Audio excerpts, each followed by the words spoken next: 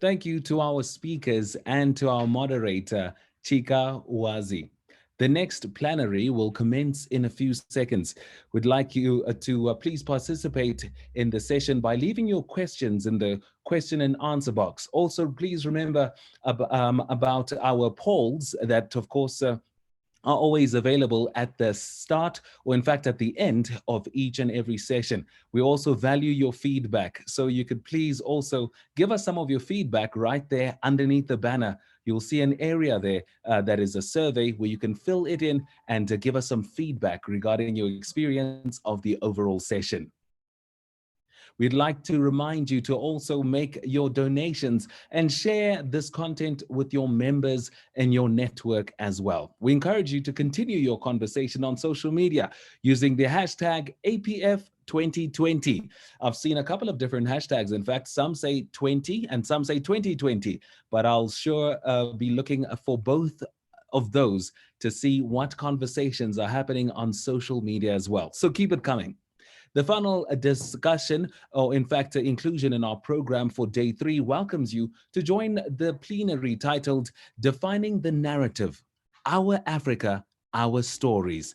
The session will be moderated by Uzo Iwela, CEO of the Africa Center. The stage is yours.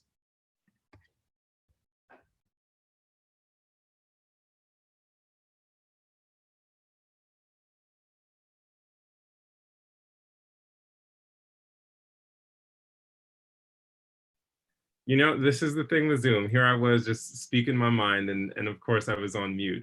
But welcome to 2020, as they say. So my name is Uzo Iwala, as introduced. I'm the CEO of the Africa Center, and it's not every day that you get to do an exciting panel such as this with 3 people you know and respect very deeply because of the work that they've been doing to advance African narratives across the continent and in the wider world. So I'll just introduce folks very quickly, and then we can get into what I'm sure will be a lively and robust discussion about what it means to be on the forefront of creating or promoting African narratives, whatever those may be around the world. So I'll start with my good friend Moki Makura, who is the Executive Director of Africa No Filter, has a long history of narrative transformation on the continent. Hi Moki, how are you? I'm good, thank you, great to be here. I will move to Nicole Amatiefo, who is the creator of An African City, who is someone whose work in television and film I thoroughly enjoy. So Nicole, welcome. And then last but not least on our panel, we have my good friend Paul Nwulu, who formerly of the Ford Foundation, now the CEO of Tricom Productions. Paul, welcome to the program. Hi, thanks. It was always good to be part of this panel. Great. So welcome all of you guys. The last time I think we were all in the same place was before the world changed drastically. This was in South Africa, Johannesburg, at the Africa No Filter Foundation conference earlier this year. And narrative was a big part of that discussion. In fact, it was what the discussion was about. So let me just start by asking each of you in turn, I'm trying to phrase this in a way well, let me just put it out there. What are the defining African narratives that you each see in the work that you do today? And then we'll move on to what are the narratives that you're promoting. But let's start with setting the stage. What are these narratives that you see out there at this particular moment, especially in this time of COVID-19? Let me throw it to Nicole. Okay. Well, I will say that last year, USC did a report, the USC Norman Lear Center, and it was looking at how US television, US news outlets, US entertaining programs talk about the continent of Africa. And if I could marry a report, this is the report I would marry. Obviously, some of the facts and figures they shared, meet our assumptions, but they were able to share that 60% of the times that Africa was mentioned on US TV networks, it was negative. It was war, poverty, crime, mostly crime and terrorism. Anytime the word Africa was mentioned, there was no specific country mentioned. Anytime the word Africa was said, it was 87% of the time it was not said by an African character. An African character was not even in the show. It's as if, you know, we're voiceless or we do not have agency of our own stories. So yeah, I love that report, and now that's kind of framed everything I see and do in 2020. Moki, I know you have a lot to talk about when it comes to this. Yeah, I do. And actually, I actually think Paul should be speaking next, because Paul commissioned that that research that you're referring to, and African No Filter funded it. So, you know, it's actually right on the money. And, you know, and maybe Paul can talk a little bit more about that. But, you know, one of the things that we've done at African No Filter is try and sort of make this narrative work, you know, evidence-based, research-driven, drawing on that research, which was looking at what the narratives were in the US. We actually did a literature review of what the prevailing narratives are across the world about Africa.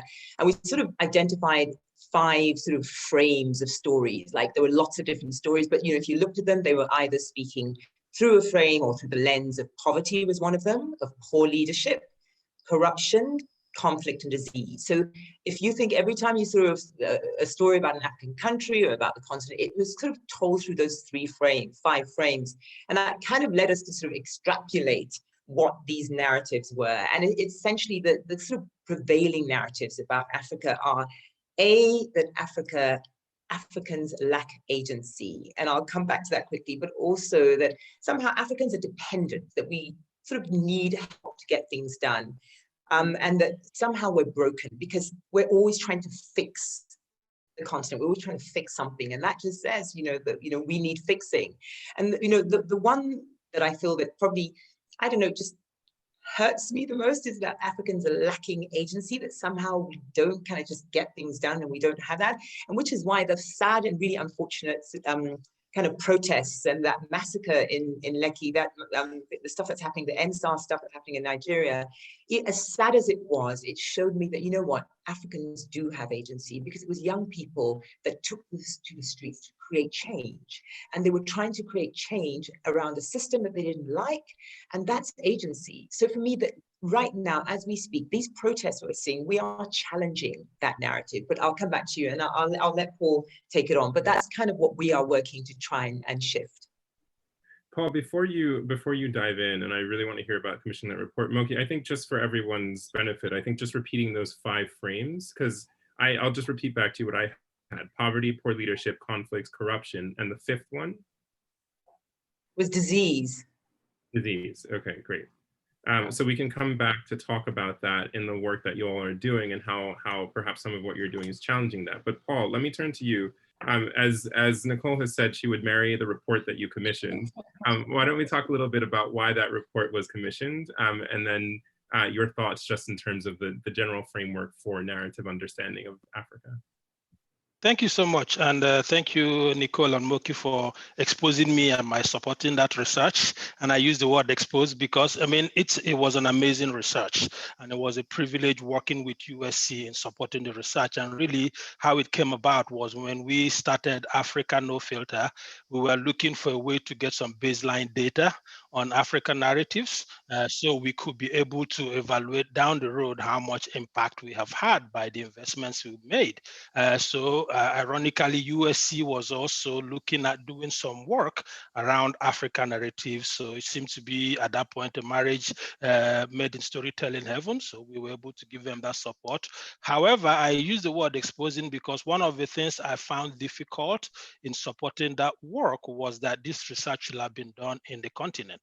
We did not need an American university to do such an extensive research about African narratives. They did a great job, don't get me wrong, but why couldn't we support a WITS university, a University of Lagos or University of Ghana? You know, there are so many other opportunities, and that was part of, you know, in my supporting that work, in my discussions with them, I also tried to see how do we start ending this process of having outsiders tell our stories. And I think for me, that is really why I am so excited about Africa No Filter, because it's really a platform that has been created so we can be able to move away from the prior way of doing things and really look at how do we start I don't want to use the word building capacity because we do have that capacity already. How do we empower people in the continent to do those kind of research and be able to really, get the real data about what is going on with our stories and then push it out to a global audience? And finally, I just want to talk briefly about what Moki referred to as, again, the NSAS movement in Lagos. One of the discussions I had with a lot of friends was really, why is this not on the global media space? And again, it comes back to, we don't own too much in that global media space. So again, we need to look at how do we get to a point where we own these outlets that can be able to tell African stories without having the glass of capitalism or the glass of some preconceived notions when they tell those stories. So I want to sorry, come back. Uzo, I just want to just respond to something that Paul said. One was that on the day the Lekki massacre happened, it was trending globally on Twitter, at least. That much I do know. And just to your point, we are now, the first thing that African Unfiltered has done is that we launched an academic fellows program for African scholars to start doing research around narrative on the continent. So just saying that your legacy is still there, and we heard you, and we are taking up the mantle. We're bringing it home. So Moki, you beat me to the punch, but I wanted to go back because as Paul was talking about universities on the continent, owning this research, I know you and I have talked extensively about exactly that. And so I wanted to ask you to maybe just speak a little bit more about the importance of that and how we can go about doing that. Because again, the baseline for any transformation is understanding where you're coming from, but it isn't just having someone doing the report. He or she who sets the parameters of that research will also control the narrative. So I want you to speak a little bit about that. Well, I think, look, one of the most important things is that that USC research that Nicole quoted and that Paul commissioned was actually done about the US. And what we don't know is exactly what Africans think about each other, because that's one big piece of the work we're doing. We're actually concerned about what a South African thinks about a Nigerian, what a Nigerian thinks about a Kenyan, because there isn't a lot of information about that. But the one thing that we are doing with this academic fellows program is we are researching a very sort of broad sort of question across multiple platforms. So a scholar will get to choose which platform. The question is, what are the prevailing stories and the resulting narratives about Africa? And you can choose whether it's on Twitter, whether, social media, whether academic textbooks, in schools, whether it's pop culture, the films. So it's quite a broad mandate we've given, and we've given scholars the opportunity to choose what it is. But I think that thing about us understanding that, it's not always about somebody else, it's also about us. And one other piece of research we're doing, well, there's two other things we're doing. One is polling, which I'll come back to, but the other is actually looking at what the media, how the media in Africa, African newsrooms cover the continent. Because right now, the way media is going, everybody's cash-strapped, right? So it's very difficult to get enough news out of your own country. I mean, the Mail and Guardian editor was saying to me, for her to cover South Africa is difficult.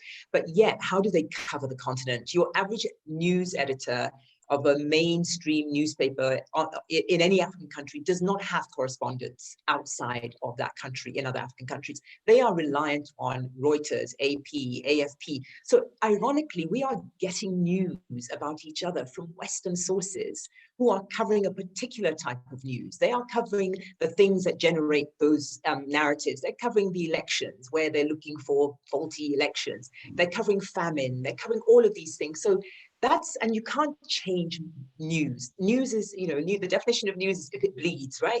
So you can't stop that. But what we as Africans need to do is try and figure out, how do we see those other softer stories those feature stories that show that, we are more than those bad elections and, famine and starving people. We've got to be in the right places.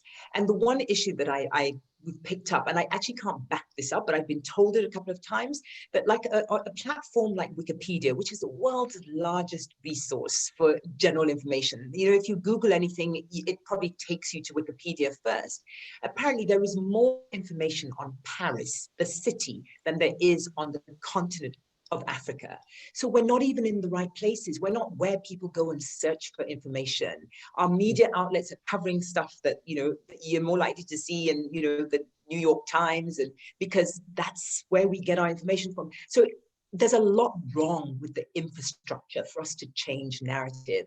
And it's not something that one organization can do. It's something that over time that we have to start understanding what the issues are. And I think that's why African Adults is kind of focused a lot on the research, because sometimes research shows you what the problem is. For so long, we've talked about narrative. And I promise you, everybody says, yeah, we've got to change the African narrative. We've got to define the African narrative. What is the narrative you're trying to change? Where are these stories coming from? What platforms are putting them out there? There's a lot about narrative we need to understand. And then my last point is that I was speaking to the editor, the Africa editor. In fact, I won't say who I was speaking to. I was speaking to somebody very high up in a global media outlet talking about Africa. And he was saying that, you know what? A lot of Africans only know their countries, right? So, if you're a Kenyan journalist, you only know Kenya. And so he said that actually a lot of the time when these global outlets send people out, they'll send an American out to cover West Africa or East Africa. And those guys actually go and find out about these countries because they're actually more curious than his own journalists who are Africans. They knew Kenya, not that much curiosity to know, Nigeria or anything else. And that's a challenge that I want to put to every single African that's listening in. We have got to be curious about ourselves because that's the only way we're going to find out who we are. And that's how you start shifting those perceptions about each other that, that Nigerians are 419 only, South Africans are lazy, they're all of these stereotypical things and we don't know any better. So I'll leave it there, but I think that's the one key thing that as individuals we can do to shift narrative, to start being curious. Mogi, you're showing your journalistic roots in protecting your sources.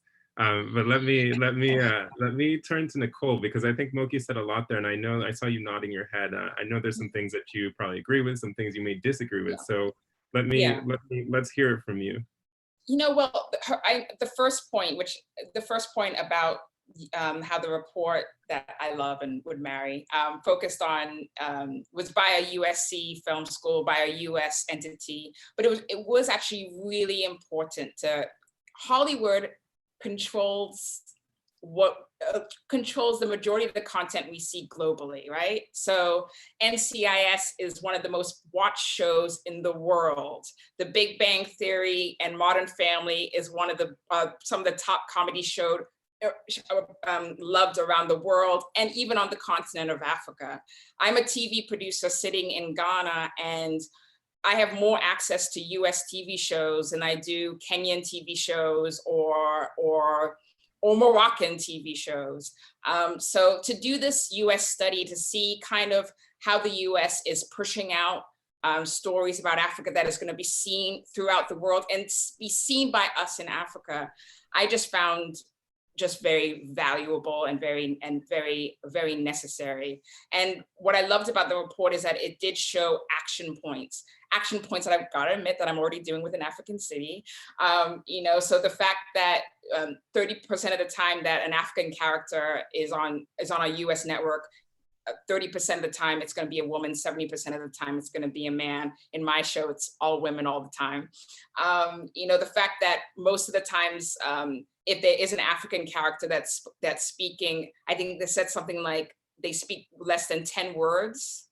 But once again, I have a show that it's female driven, and obviously they carry the show. But I really thought it was really important to see that the US TV industry, the US film market is really driving content around the world, driving content into Africa. And it was really important to actually have the numbers, the facts and figures to back up that something is not right.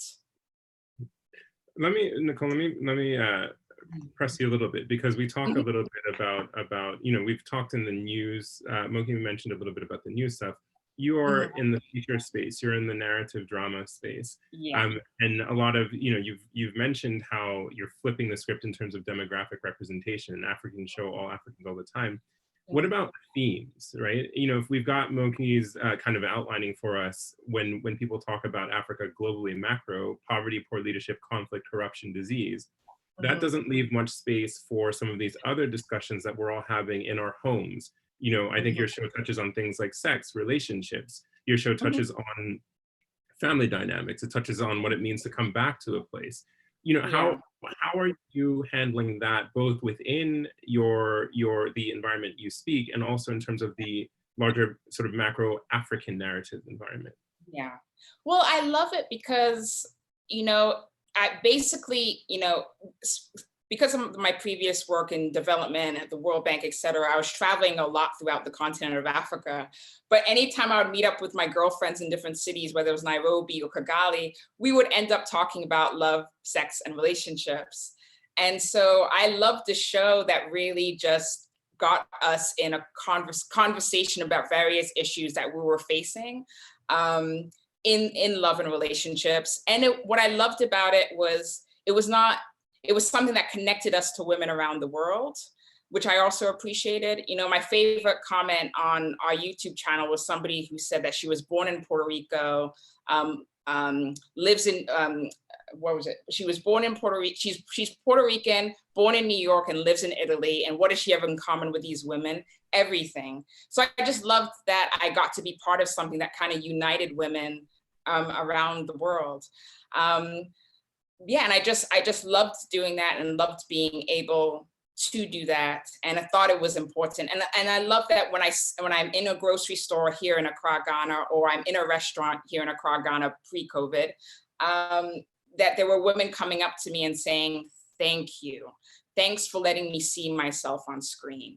And so for me, with comments like that, my job is done. And my job is to continue to do that. Right. Paul, let me turn to you, because I think, these narratives, again, I love the framing that Moki has put out. You have probably seen in terms of, again, I'll just keep repeating it so that people have an understanding of where people frame us as Africans. That's poverty, poor leadership, conflicts, corruption, and disease versus how we see ourselves. I think Nicole giving a very good outline of some of the other areas in which we're actually having conversations and putting out narratives of who we are. But Paul, you've worked on this from let's say a foundation perspective, right? So you have that foundation development perspective, but you also have as an operator who makes stories within that foundation NGO development perspective. And I'm interested to hear from you how you have seen it from both sides, and how you now in your current role as CEO of a production company are balancing and trying to counter within that space.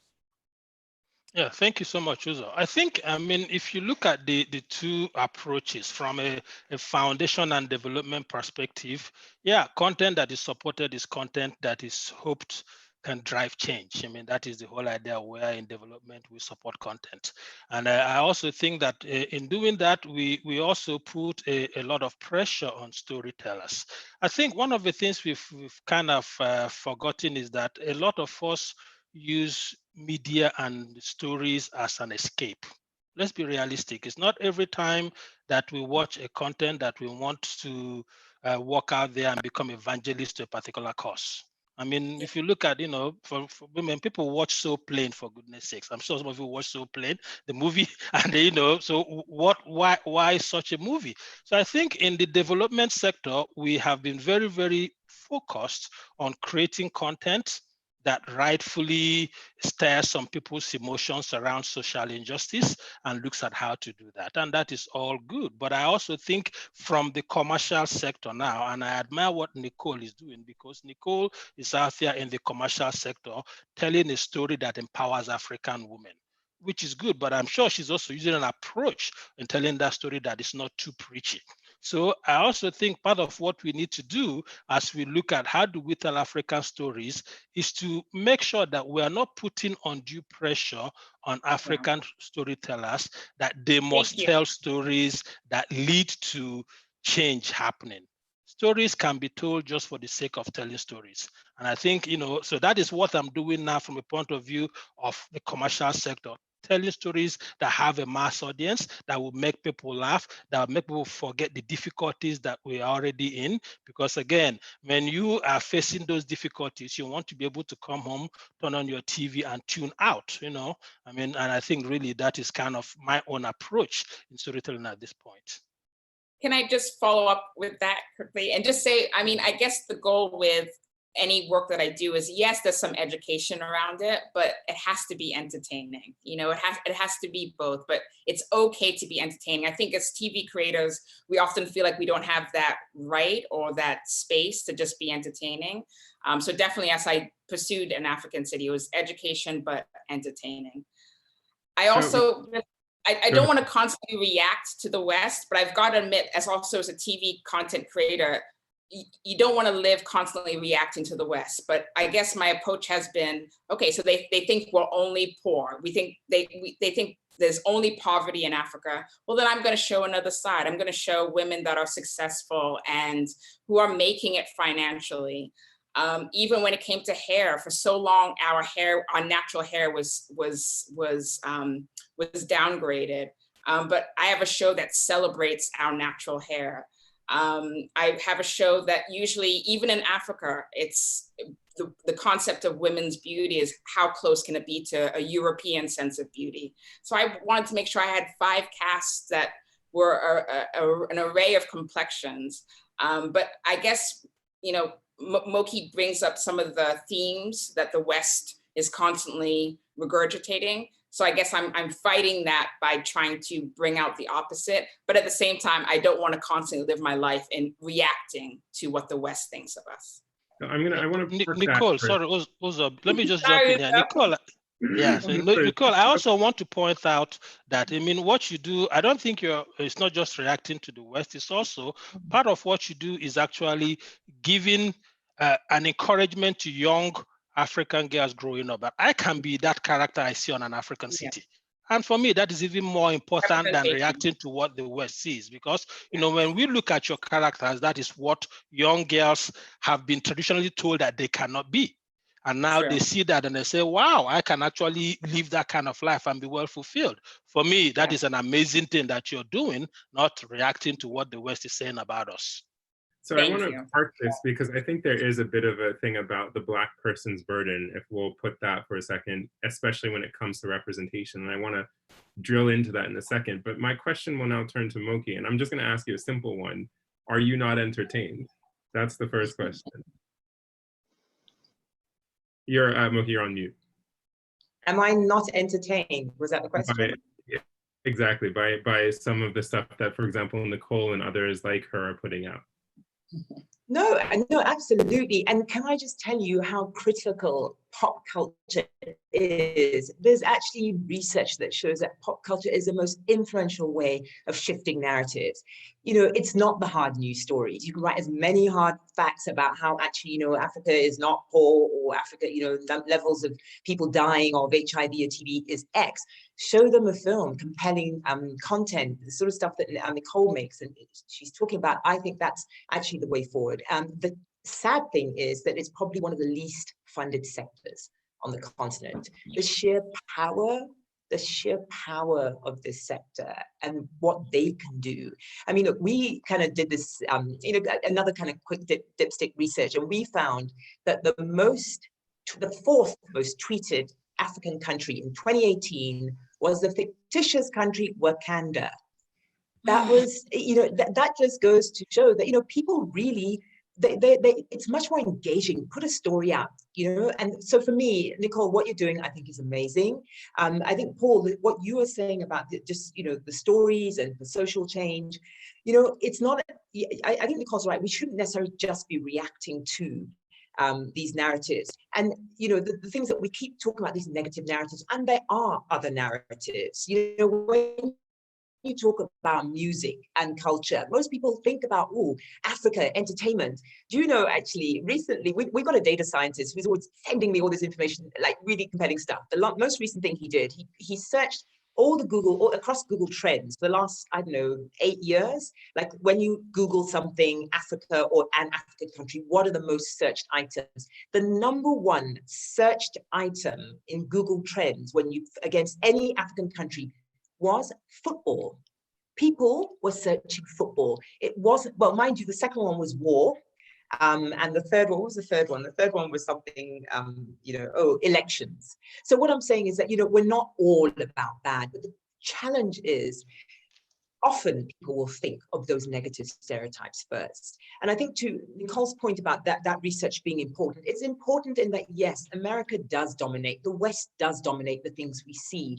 But a lot of that research was done around mainstream stations. Netflix has changed everything. And I think, if you are watching Netflix and you keep watching American blockbusters, they're going to keep feeding you American blockbusters. There's a huge amount of African content, and we know the move that Netflix and organizations like that are making towards a content, because they're seeing that there's a market that once we start watching our stuff, they will put more of it out there. And that is why I talk about curiosity. We can't compete with Netflix. I mean, in fact, we're actually looking at funding somebody who's trying to create something like that. But, we're Africans. We want to go to, the one that everybody else has. I mean, well, I think the world is like that. The point is that we can make a choice with everything we watch and everything we see. The more African content Africans demand, the more people will fund it. And that goes back to my point about curiosity. Let's be curious about our content, right? I'd rather watch yours than, Sex in the City, because I see myself in that. But the problem is, and the reason why organizations like ours are working on narrative change, is that narrative that we see has made us believe that everything we produce is not quite as good as what we can see on a global platform or an American producer. We have got to start believing in ourselves. And that's why this narrative work, I think, is important, because it's chipping away at our confidence, our ability to think that we can produce like the best in the West. And we can. We just got to believe it. Nicole, let me believe it and have funding and have the fund. Yeah, you're right. But the funding comes with the demand. The funding comes with the demand. There have been multiple people, and just moving slightly onto the news section, like how many people have tried to do an African CNN? That why are we relying on CNN International to tell us about Africa or BBC? Every time they've tried, it's failed. It's failed because fundamentally that we are not tuning in. So yeah, it does boil down to funding, but it's cyclical. You've got, it's a market, it's an ecosystem. You've got to start with. So Umoki, I think we lost you for a second there, but I wanna take what you said, that you spoke about in terms of funding. And I'm going to ask Nicole and Paul, because you're working on this from different angles and different aspects, to drill down a bit into what funding looks like. Because I do also, we're here at the Africa Philanthropy Forum. I want to get to a little bit about how philanthropy might need to transform to think about how they fund in different ways. Again, going back to what you said, Paul, about philanthropy or foundations tend to look at things that support their causes. But if we're expanding and saying the larger transformation of narrative supports their causes, philanthropy might not look at Nicole's television show and say this is something we need support, but maybe it should. So before we talk about that in a little bit, Nicole, let's talk about the mechanics of funding and your experience, and Paul, you as well, because I think that will give people a sense of both the process and the challenges as well. Yeah, well, yeah, funding. There's two points I'd like to say about funding. The first, so not talking about Netflix, but let me just say a global streaming platform. The thing is, when you go to their US content, those US producers had a lot of funding to make sure that their content was of really good quality, right? But a lot of the African content, it was most likely the African producer who went into pocket to then make that content and then cross their fingers and hope that they could then sell it to that global streaming platform. And so then when you put the US content and the African content, you have viewers who are just like, well, this is just better quality. And I'm not saying, obviously there's some content, my content, we did on shoestring budgets and people still watched and shared, but still, like, if you have something if you have US content that has bigger production budgets, it's just gonna be better to watch. And so that's one of the struggles with a lot of these global streaming platforms. They're not actually investing a lot of money into African content, or they want to give budgets which are like 2% what they would give a producer in Germany, a producer in Italy, a producer in the US. So that's definitely a problem I'm seeing. But then within the continent, so again, I'm based in Accra. the investors don't really believe in African art. That's not where they want to put their money. The Ghanaian TV stations here, either they want to give you $100 an episode, or they want you to give them the content. Basically, they want you to give them the content, and then we'll do a revenue sharing in terms of how many sponsors come for that slot. That's not going to work for me. In Nigeria, at least, you're talking about other stations that might at least give a Ghanaian producer, a couple $1,000s an episode, which that could actually be helpful because you could top it up with some sponsors. You could top it up if you keep the online rights, then at least you can, have people who are buying your show, etc. But that is, so I guess what I'm just trying to say is the funding is just, the infrastructure is not there yet. And I would like the infrastructure to be there tomorrow. Well, before you chime in, I'm gonna, because I know everybody's tiptoeing around it. No one wants to say Netflix. I'm gonna say Netflix. Okay, Netflix. I'll say Netflix. You got the creators on the screen right now. You know what you need to do, up those budgets. And that's not to say that Netflix hasn't been trying to make inroads, obviously, but there is that funding discrepancy. And I think sometimes people just have to take that chance. So I'm calling Netflix out. All right, Paul, I'm gonna move to you. Thank you so much for doing that, Uzo, because I was thinking how am I going to say an international streaming platform like Nicole said. So now that it's out there, yeah, I mean, definitely. I mean, let's be realistic. Netflix is a business, and they are in the continent to make money. I think that's part of what we forget. So, and then their business plan is to look at how do we maximize the investments that we're making in the region. I saw a few days ago that Netflix is trying to introduce a mobile platform-only streaming service now for the continent, and Nigeria is where they're looking at because they see Nigeria as a place where there'll be 100 million mobile subscribers in the next 3 to 5 years.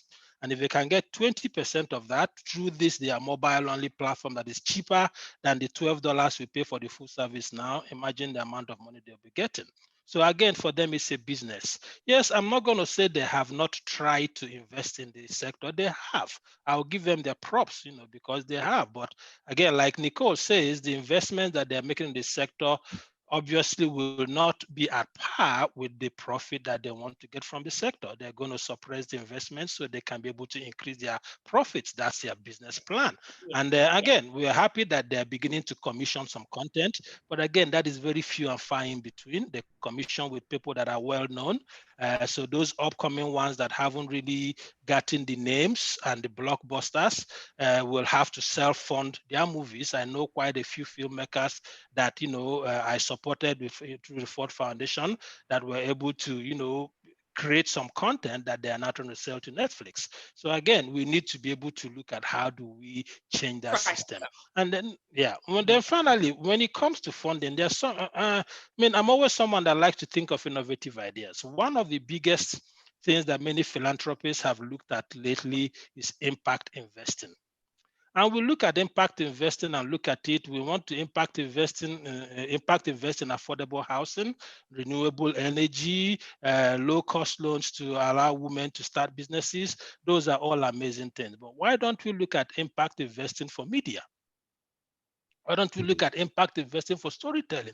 Because if we are in this space where philanthropy is using grants only as a way to support media, we're not going to get the groundswell that we need to be able to move the media eco space in any way. So I've been thinking at how do we get some philanthropists. I'm kind of asking African Philanthropy Forum now to start looking at how do we get this done? How do we have an impact investment fund that can be able to be applied and deployed to content creators like Nicole and say, okay, yeah, we will give you X million CDs or Nairas to be able to do your show on the condition that you will pay this back to us at very minimal rates so we can reinvest. I believe if we can find a way to create such a sector, we'll get the much needed revenue that needs to flow into storytellers. And they have already shown that they can tell amazing stories. And then we'll get a revolving door of funds that can be used to fund others. So I'm really asking APF now to look into this and see how can they be the lead in trying to do this. And I'm sure Moki Africa No Filter is there to provide some seed funds to explore this and see how this can happen. But I really think we need to start thinking outside the box on how we fund media content, because the businesses have really shown that they are not willing to fund media content. How easy is it to get a loan for a filmmaker to do a film? It's virtually impossible for you to do that. And then you have a few of the film funds that have been set up.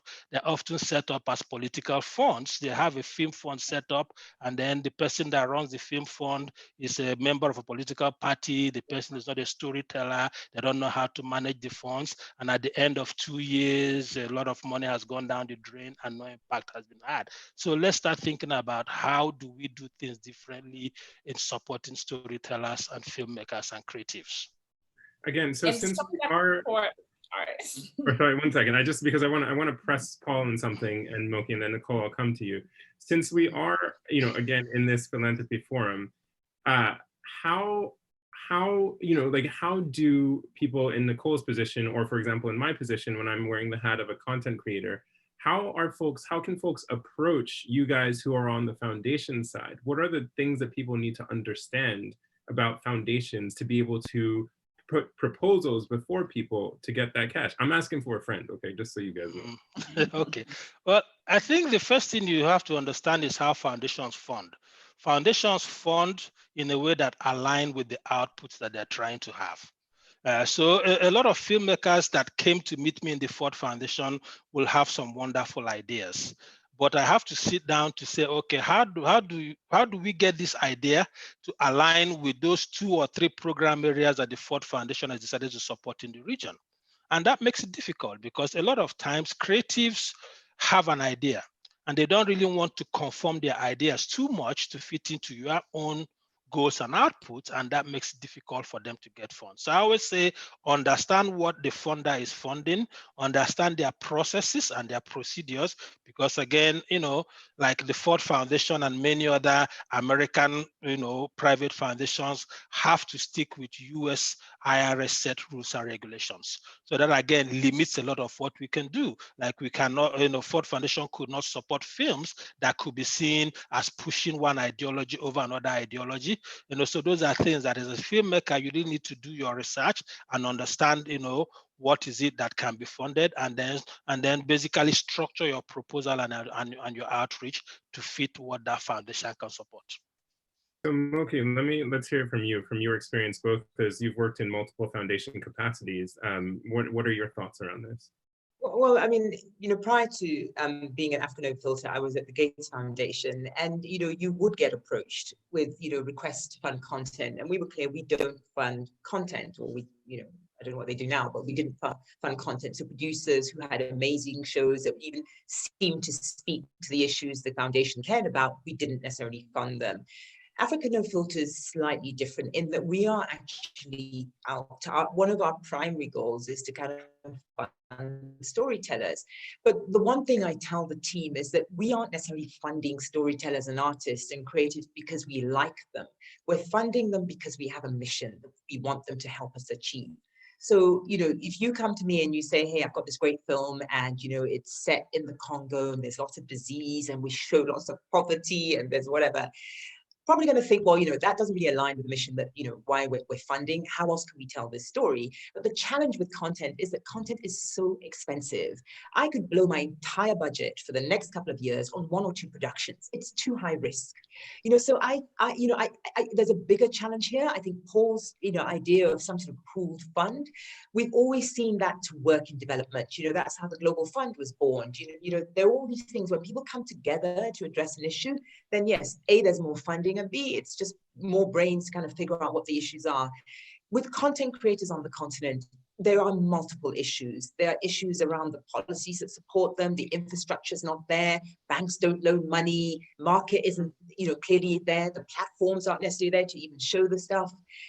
So there are multiple things we have to get across. I don't have the solution, but the first thing with trying to fix a problem is making sure that we know the problem is there. And I think that's what one of the things that African No Filter wants to do. Like, this opportunity to speak on this platform, to talk about some of the issues, you know, Nicole, you have as a content producer, and Paul, with your sort of, with the production company you've got, you will have problems of funding. But African No Filter is one of the few African-based, because we're not African money, we're African-based funders of content.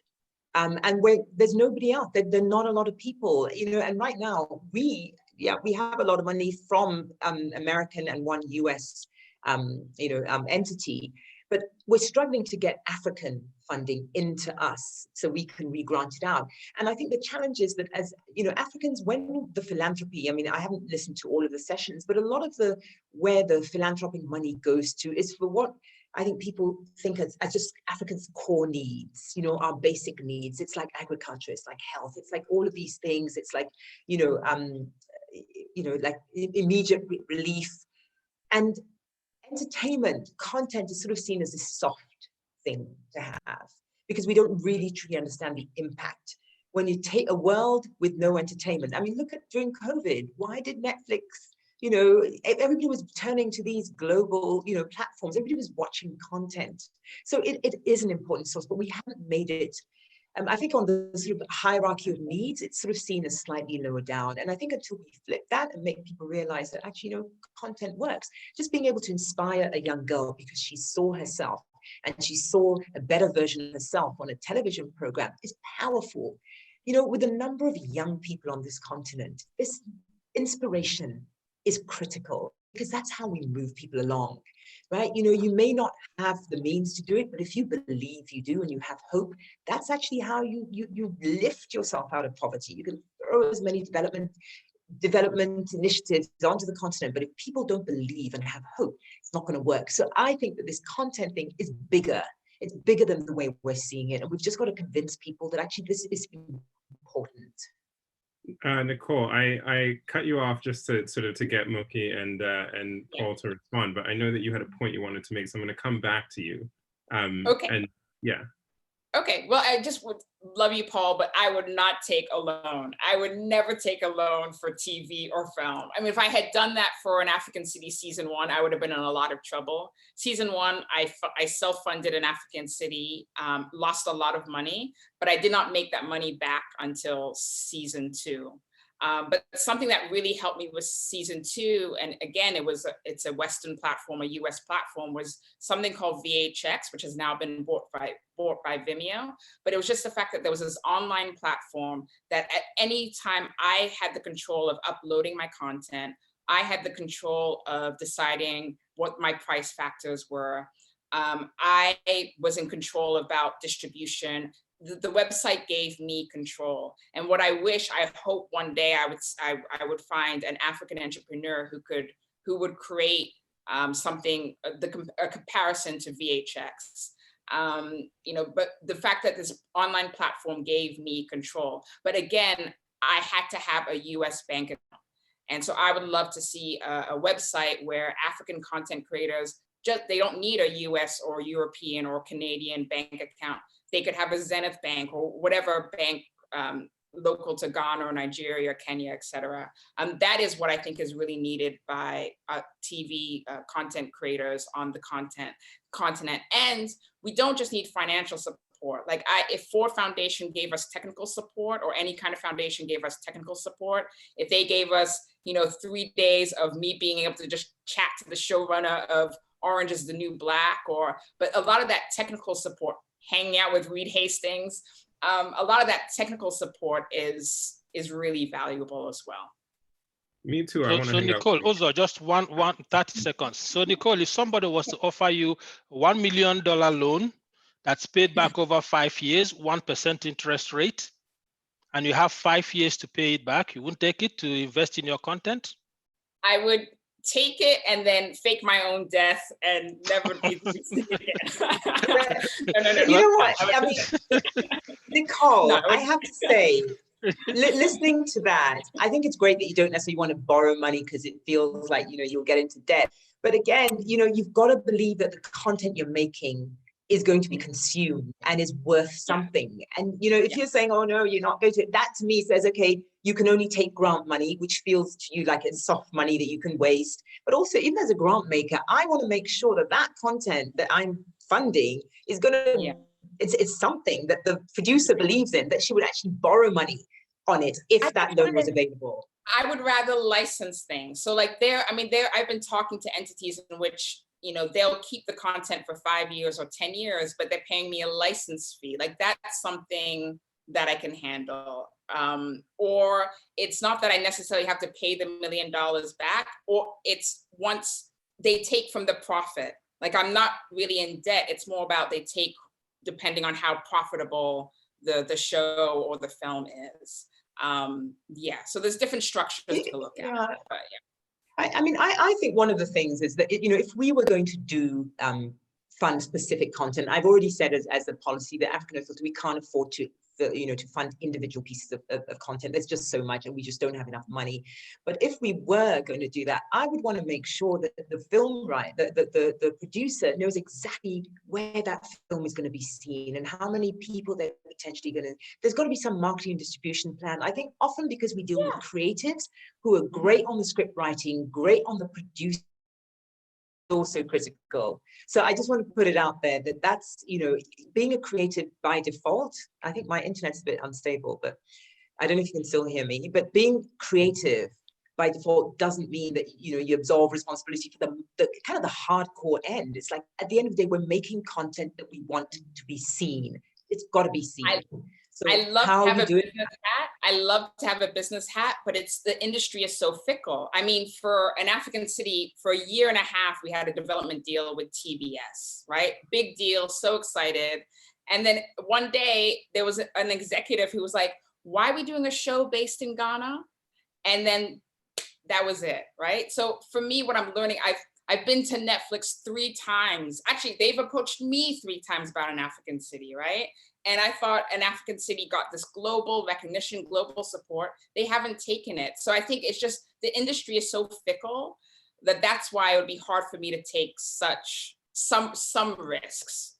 Yeah, if I have to be honest. Certainly have the business hat, but it's so fickle. So I want to, because Moki and Nicole, you guys are really harping on an interesting point, and we have about 10 minutes remaining. But I do want to, let me ask Paul as well, from somebody who's stepped out of the foundation world into the business world now, you know, in a very specific kind of business. How have you mapped out what you see in front of you in terms of your profits, losses, you know, essentially building that business? Yeah, well, I started this business before I joined the Ford Foundation, and then when I was in the foundation, I kind of took a backseat, and then now I'm back in, you know, trying to build it back up again. For me, I think, you know, the sector has changed significantly over those years I took a backseat. For me, what I'm looking at now is how do we create the content that the audience wants? How do we create the content that can be able to reach the audience through the platform that they want? Maybe, you know, we're no longer looking at long format content, because long format content is great. But again, if you are trying to do something that is quick, that can reach a lot of people, mobile is the way to go. So we're now looking at how do we create mobile content. We're also looking at how do we empower users to be part of that creative process. So user-generated content, you know, how do we make sure now that if we are telling stories of people that did the EndSARS protest, that we're actually getting stories from those that were there at EndSARS. During the first few weeks of the EndSARS contest, I actually went out to the location with my GoPro camera and my little thing, and I was doing Facebook Live from there. You know, because again, and you see a lot of young people that were out there with drones capturing all this. So how do we transfer that storytelling methodology where people are telling their own stories from that location? I think that makes it more genuine, and that makes it also easier for people to be able to embrace. So we're looking at our business plan now to see how do we respond to the realities on ground, not the way things used to be a long time ago. So we're coming close to wrapping it up, but Nicole, I want to ask you to respond very quickly to Paul's short form content. From a feature perspective, what is your thought on that? Yeah, I mean, it's really important. When we started in African City, season 1, yeah, we relied on short form content. I think our episodes were, I mean, they were 12 minutes, which is actually still considered long in some ways. But yeah, we started with 12 minutes, and I actually think it was better than season 2, which went up to 30 minutes. I think what's great about short form content is that people around the country, around the continent, yeah, they could watch wherever. And that's really helpful. My husband walked by, and Paul, yes, I would take the $1 million for 5-year 1% interest. I will take it. But again, a bit more important than money, like I think between everybody on this panel, there's access to people. You know, I would love to see that Idris Elba and all these other Africans in the diaspora, as well as content creators on the continent, are coming together and thinking about what can we create, what can we build. You guys have access to do that. You guys have the resources to bring everybody together. That's something I would like to see, even actually more than the $1 million. All right, so in the last couple of minutes we have here, before we all have to hop off, I'm going to ask you guys, and Nicole, you kind of started us off in terms of what is it that you'd like to see. But let me ask, to close us out, what is the sort of the most influential piece of African-oriented content you've seen? And then what do you think we need to do? So Nicole, you've kind of told us what we need to do. What is the content that you've seen? Goodness, I'm just proud of other filmmakers like Blitz, who did Burial of Cujo, and I loved watching Lionheart. And I think these are just people who continue to show us that just if you have a project in mind, if you have a story in mind, just do it. Find a way to just do it. And if you're somebody who has money or has even some technical resources, invest in that person. Invest in that person who's trying to do it, who's trying to tell a story, and who's trying to change and disrupt the narrative. Paul? I guess for me, I mean, if I think of one content that really was influential, it's really a content that was done by a Nigerian-American filmmaker, Anthony Ona, called Daraju. I don't know if any of you saw Daraju. Daraju was a very interesting film about a Nigerian immigrant in the US and how their Nigerianness carried over to the US, and they had to deal with that particular issue to be able to move on in life. And that said, one of the things I'll also love to explore more is how do we get the diasporan Africans to be part of this process? Because if you look at it now, there are so many of our people doing amazing work all over the world, in the US, in the UK. So how do we pull them in? How do we bring them in now so they are not just there shining there? Let's bring them to help us tell stories. I think that's one thing I would love to explore, how we can move that forward. It's funny, and that includes you, Uzo. I was just going to say, Anthony and I went to college together, and I remember talking with him about during the summers about, why are we doing this biology? Why should we not be making movies instead? So that's really cool to hear. Moki, let's turn to you, the content, and then what should people do? Well, yeah, content. I mean, look, I watch a lot of stuff. I don't know that there's necessarily one thing, but I'll go back to that piece of, that data piece I said about Black Panther just being just the fourth most, Wakanda being the fourth most talked about, country on Twitter. So I do believe in the power of pop culture, and I will say that unequivocally. But I do want us to understand that there are other ways. We've talked about one particular type of storytelling. There are multiple ways of telling the African story, and less costly ways of putting our stories out there. And also, the great thing about social media is that it provides a democratic platform. You don't need anybody to get you on there. And we're seeing how actually African influencers are growing. There's a lot more people creating content. And my thing is, I want us to go find those people who are creating compelling content with very little, and they're growing their followers, and people are looking out for them. And there's a lot of that stuff going on out there. And I think that's the solution until such time as we have the funding to put together, cool, creative movies with Hollywood-type budgets. That's up there. And again, it's one of these things that, do we not do anything until we can get there? Or do we kind of seed small projects in there and just get young people who just don't know that you can't do it? They don't know that, Netflix doesn't give you or wherever, Hollywood doesn't give you a deal, you can't do it. People are making content. And those are the kind of people that we need to kind of find, support, and just help them do it more and better. So with that, I think it's a good point for us to stop the discussion. Moki, Nicole, Paul, you guys know I'm your fans for life. Thank you so much for sharing your insights with us. To the African Philanthropy Forum, I think this is a great forum for a discussion like this, and I am really thrilled to have been able to chat with you guys today and to help be here to help you guys share your knowledge with everyone else. For the funders out there, y'all know what you got to do. Netflix, we called you out. I'm just saying. All right, so you guys, thank you so much for taking the time to speak with us. And with that, I think we'll bring this panel to a close. Thank you, Uzo. Thank you. Thank you.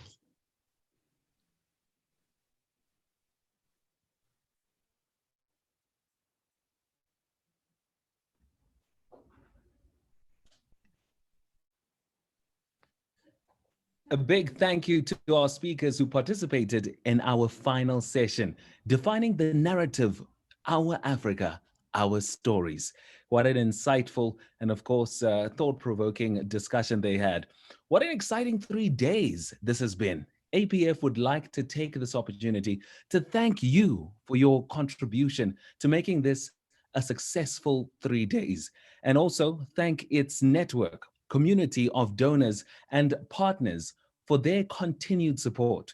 Once again, APF expresses its appreciation to Delta Philanthropies, Ford Foundation, Mott Foundation, Conrad N. Hilton Foundation, and Walker Family Foundation.